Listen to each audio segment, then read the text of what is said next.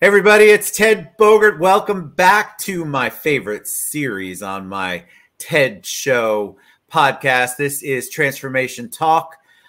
We talk about people who have transformed their lives, had to go through things where they've had to have these experiences that completely change them, transform them. We like to focus on the good, but there's also bad and indifferent and all sorts of crazy things that go on. This is the brainchild of my beautiful co-hostess with the mostest, Donna Morton Morgan.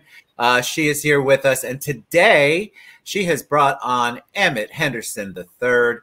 Emmitt is going to come on and talk about male lupus, about lupus and male lupus. He has an organization, a Facebook page, a website page, malelupuswarriors.org.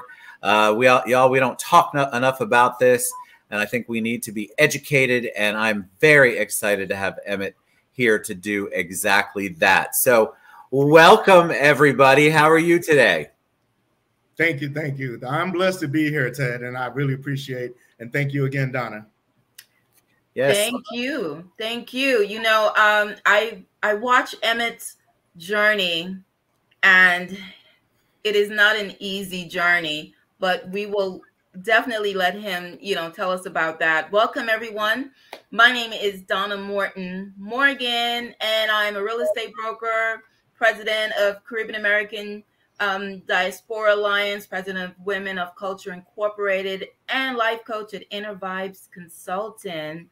And vibes, you gotta love it. Gotta love the vibes. And I met Emmitt. I think it's been a couple years when we spoke about lupus, and it's not easy to find, first of all, people to share their stories, and then finding males that will disclose this information and just be such an advocate. And I just respect him in all levels, and we are blessed to be able to have him here to share his journey.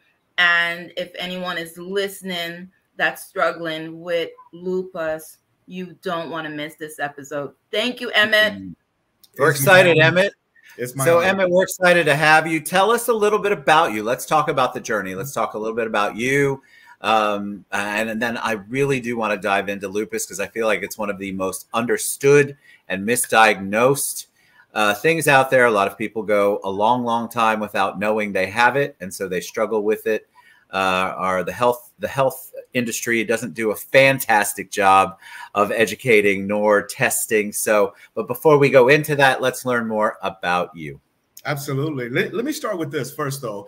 In addition to being such a long time before it's diagnosed, we also have to include that mostly men, and it's been a long time before they even talk about it to anybody as well once they are diagnosed. Sure. So that extends to even longer time. My journey goes back to 1995 when I officially got diagnosed, but yet not back in 1980 is when I had symptoms. So for the next 15 years after 1980, I was just a kid trying to live a normal life into a teenager, into adulthood. And then in 1995, I was diagnosed with systemic lupus and lupus nephritis, which involves the kidneys, which is also equal to stage 3 kidney failure. Never heard of lupus before. I was told so many different things in the beginning because of how rare it is. It was rare for my age, my ethnicity, and my gender, but systemic lupus was nothing heard of at all. And then when they told me that it was rare in men, but before I even heard it was rare in men, I was told that it was a woman's disease. So wow. Here in 95, I'm thinking I'm on the top of my game. I'm a successful, at my job. I'm raising 2 kids. I have everything in line the way a young man is supposed to. And then you tell me I got a woman's disease? Yeah, that was a little hard, man, to take. That was a little hard to take. And a lot of it, exactly. It was more like, okay, whatever. Give me my meds so I can go back to work and continue what I'm doing. I wish it was that simple, but it wasn't. Lupus, as we know, is an autoimmune disease where the immune system doesn't know the difference between healthy cells and an infection or a virus. So it attacks everything. I've had almost every organ failure, from kidney failure twice, liver failure, lung failure, heart failure, brain disease, joint involvement, joint replacements, knee replacement, shoulder replacement, skin. I've had almost all of it done, but because of how rare it was in men, it was a lot of unexpected things that came up that even the doctors couldn't tell me what was going on or what was happening. All they can do is treat the symptoms I was having. Let me ask you about that, because you mentioned that you had been experiencing symptoms 15 years earlier and throughout that time. Can you tell us what those symptoms were? Absolutely. The symptoms that I was having, which was brought to doctor's attention, was rash on my face and my body and high fevers, constant high fevers. I kept being checked out with no infection. They could not identify the rash on my face or my body, which today we all know is discoid lupus, or the malar rash that we would have butterfly rash on our face. So they took a sample biopsy out of my skin, and I got diagnosed with fevers and rash of unknown origin. It didn't have a title back then. So the best that they can do, take Tylenol, put a cream. They suggested to stay out of the sun, stop eating seafood, some of the major factors that have to do with skin rash. But it was suggested to me because they just thought that it was something that could help. I mean, I dealt with it for so long until, again, the pains, as opposed to rashes and fevers, became joint pains and lower back pains. And that's when they determined that I need to go in and get checked out. Wow. And did they have, as you're going through the 15 years before you got diagnosed, what was the final, did they have a blood test? Tell us a little bit about how people actually do discover it, because it's autoimmune. I sense that there's a lot of checking it out and then, okay, that isn't it, and going through that whole process. So what's the eventual way that they found out this is what you have? Well, let me tell you, you're exactly right. It was a process of elimination is what they were doing for you. And then, of course, as the patient, I was going through it all. But blood tests, for one, will definitely detect certain things. And if they suspect that it's not something that's an immediate organ, then they do check, the hematology, they check blood to where they want to make sure that it's not considered anything else. So ANA, autoimmune tests are done. ANA, basically, there's a double-stranded DNA to check specifically for autoimmune progress. But the thing is, though, as a young man, that's the last thing they expected. So none of that was on the top list to be checked. It's crazy. And it's interesting because you're right. I've always thought of it as primarily women. And I've heard, I have friends that have been diagnosed, all women. They're probably the first man I've met that talks about it. I'm sure they've had it, but why was it such a unique thing for men? Is it statistically that men don't get it as much as women? I think that's just it. At the time that I was diagnosed, I went through all these doctors in the hospital that checked for every disease and illness that they could think of, but nobody checked for lupus because it was uncommon that it was for men. And so when I finally heard the term rheumatologist is coming to see me, I never heard of that term, didn't know what it was, but her field is these type of diseases. And she says that it's rare, but it's possible. And I happen to be one of that 10% statistic with lupus. So what do you do with that? You said you had a successful business. What do you do with that? Do you immediately, because I heard you say, which that's exactly what I would have said, okay, give me my pills so I can go back to my life.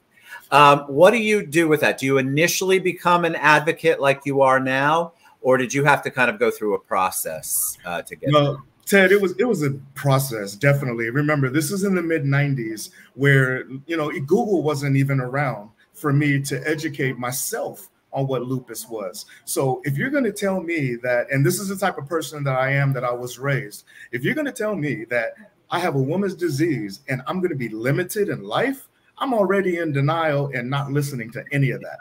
So I literally take that attitude with me, leave the hospital and try to just be me. But unfortunately, there were so many obstacles that kept me from being me. but I've learned to manage through it. Now, let's fast forward to 2019, after having all these failures, all of these new diagnoses of new autoimmune diseases, all of these surgeries, procedures, clinical trials, transplants I've been through. 2019, now I'm diagnosed with a brain disease.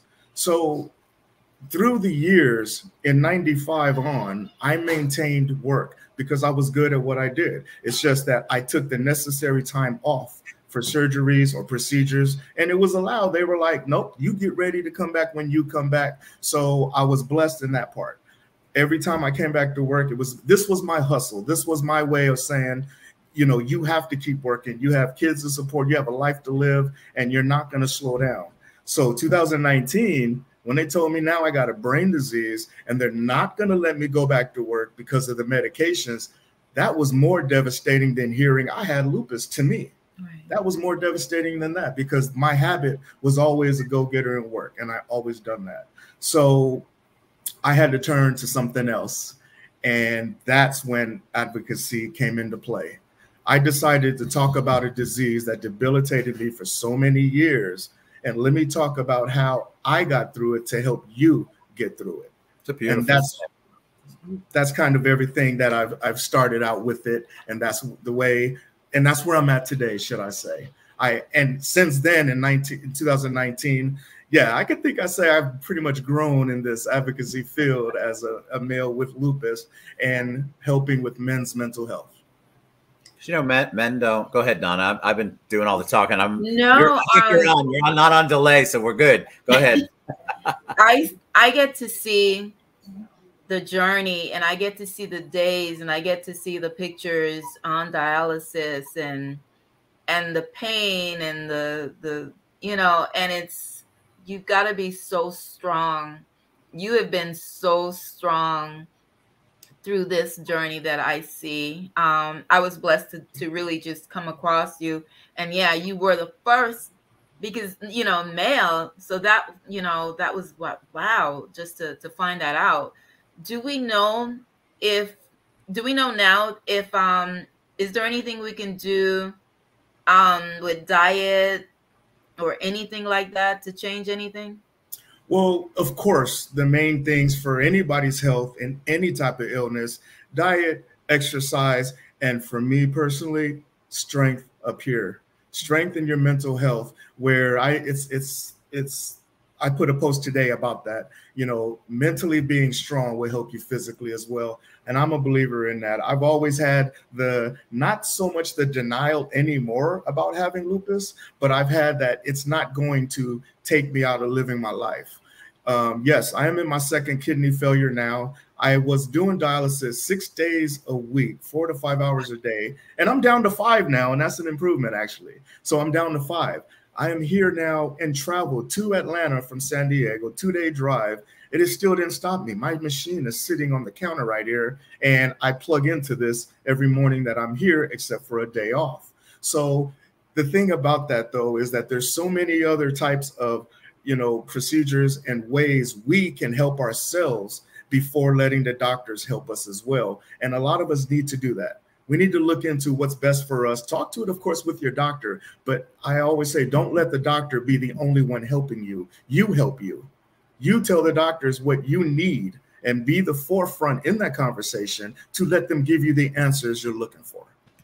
If you can't find it from your doctor, go to another one or do the research yourself. But we need to be forward about our own health, because at the end of the day, we are the patients that our improvement is based on our attitudes and how we go about looking to improve that. So you launch, and I love that because it's true. It's true for any advocacy on any level, but on your health, you have got to be your own best advocate and have a voice. Were you surprised? So you launched Male Lupus Warriors. You've got malelupuswarriors.org, y'all, just scrolling across the bottom there. Did you immediately get response? Have you been surprised by the response? Talk about that, because I think that's so important for people to have a resource from somebody who's been dealing with it.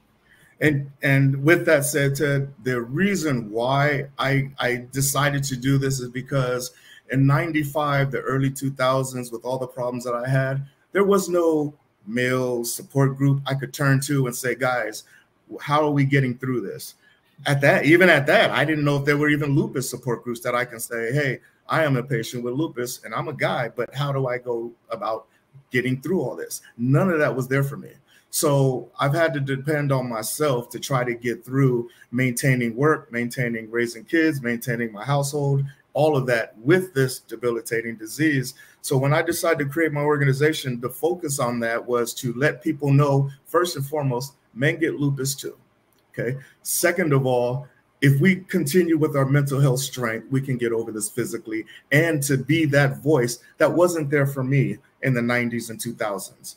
And when I did open up my first thought of picking up a pen to write out the name of the organization, put it out on social media, it was a little ghost town at first, because I don't know if people knew that guys do get lupus and who is this guy talking about it.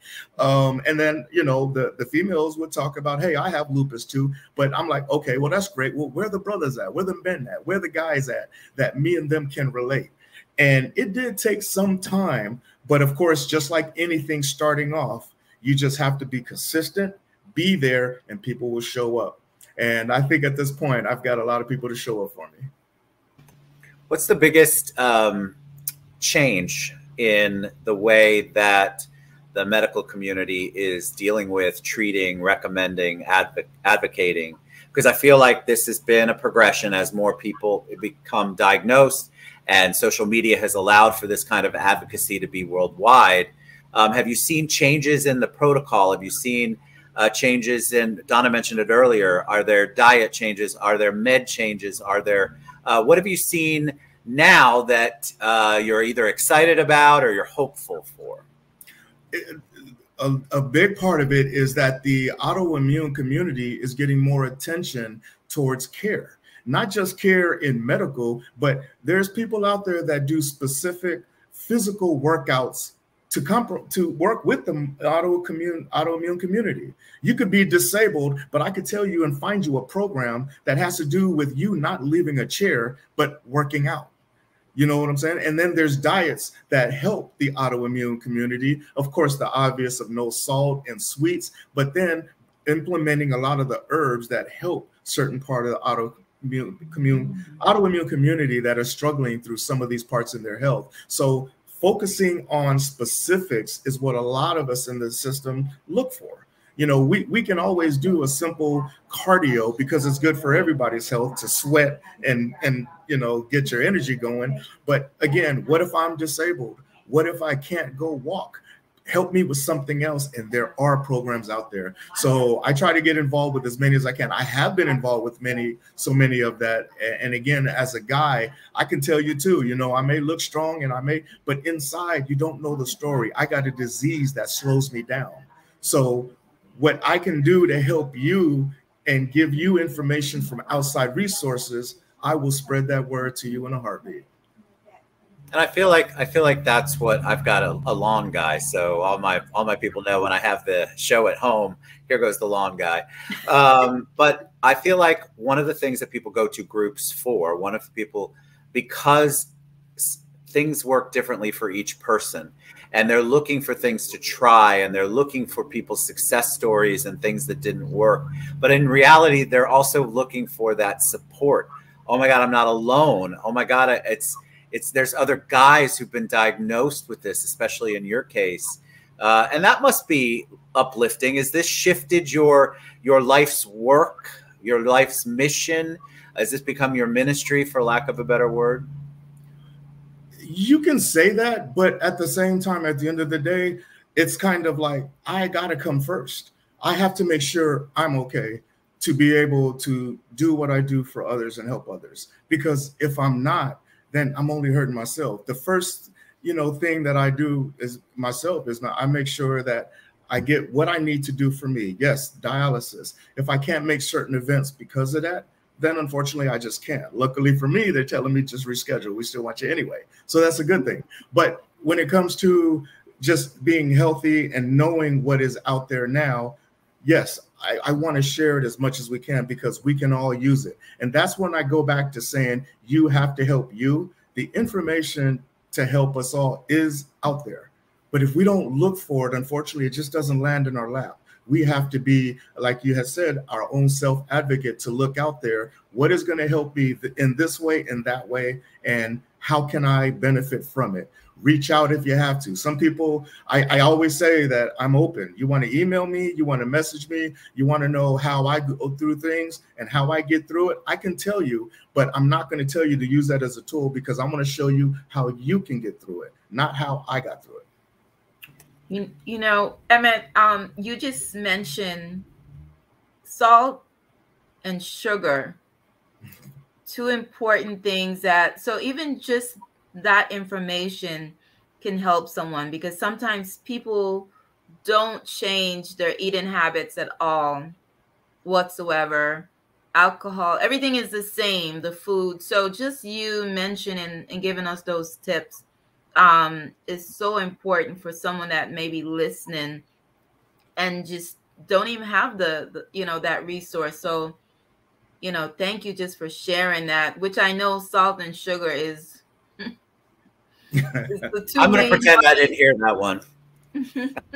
You know, I think she's right. I think Donna's so right. And I want to piggyback on that really quick as we start to wrap up.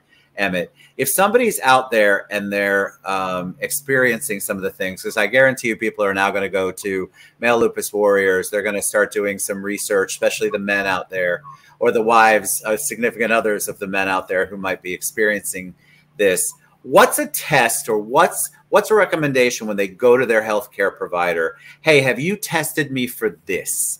Can you give them an example of something they can specifically ask for to get that ball rolling?